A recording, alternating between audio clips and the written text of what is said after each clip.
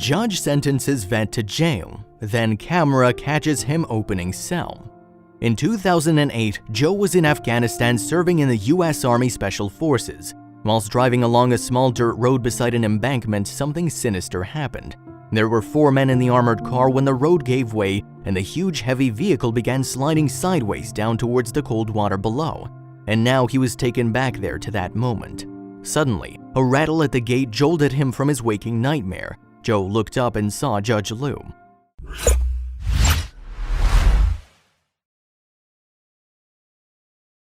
Back in 2008, Joe and 3 other men were strapped into the armored truck with doors so heavy they'd need a hydraulic system just to open them. They were driving down a dirt track beside a canal when the road suddenly disappeared beneath them.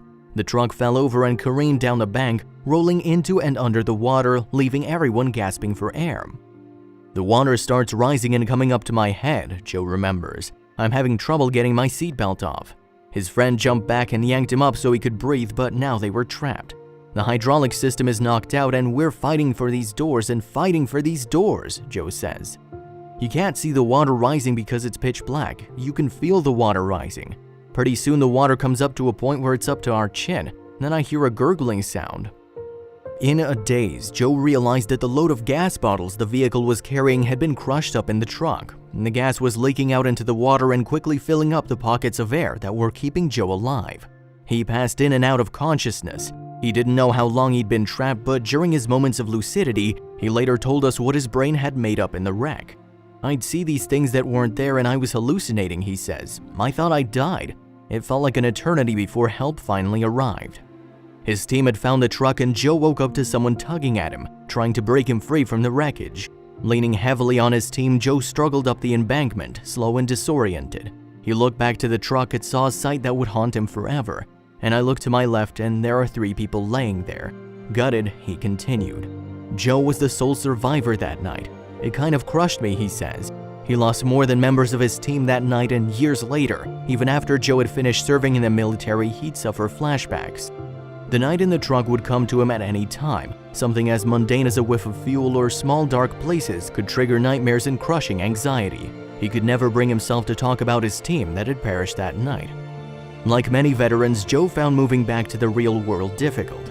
No one could ever understand what he'd been through, no matter how much explaining he did, so he developed a vice that could take away the pain, even if only for a few hours here or there. He coped with his post-traumatic stress disorder by drinking beer, and that's where his trouble at home began. I wouldn't drink because I liked the taste of beer, he says. It was when I was angry or if I was hurting. His habit found him being pulled over for driving while intoxicated and landed him in probation. He'd have to go before the judge scores of times, submitting urine tests to prove his sobriety on each occasion, but Joe couldn't give up the bottle and he faked one of his later tests. Joe had lied to the judge and 2 weeks later admitted to his falsified test. Joe apologized to the judge 2 weeks after the fact, but a simple apology was not going to be enough. The judge, Lou Oliveira, believed that Joe should be held accountable for his actions, and as quickly as that, Joe was sentenced to a night in prison. What no one knew was that Judge Lou was too an Army veteran. If anyone, it would be him that understood what Joe was going through. Yet here he was, putting Joe into a tiny cell alone for a whole night. 12 hours of reliving the nightmare in the dark long ago. But the judge was not a cruel man. He knew Joe would suffer coping with isolation, so he came up with a radical plan. On the day that Joe was to report to jail, Lou decided to meet him there, mostly for reassurance. When he showed up, I could tell visibly he was under distress, Lou remembers. He was shaking, he was trembling and sweaty, Judge Lou remarked. And this was before Joe had even entered the cell. What would happen when those doors closed behind him, locking him in for the night? The walls got closer, and if Joe stretched his arms out, he could touch both walls on either side of him. But it felt like the cold, dark box was shrinking in on him. This door, too, was immovable, just like the truck doors had been on the night of the accident. Suddenly, he was back in the truck, cold water up to his chin, the smell of gas in the air, no escape. The flashback wouldn't stop. I put my hands over my head and put my head down. He was trying to think of being anywhere but there, but it was impossible.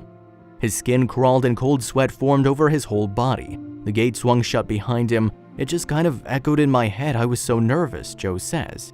A rattle at the gate jolted him from his waking nightmare. Joe looked up to the gate knowing his time was nowhere near complete, but praying that by some miracle he could run straight out that door. Instead, he saw Judge Lou. The judge smiled and Joe kinda smiled back. Standing right there is Judge Lou Oliveira with a big smile, and I kinda smiled too because he was holding a tray of food.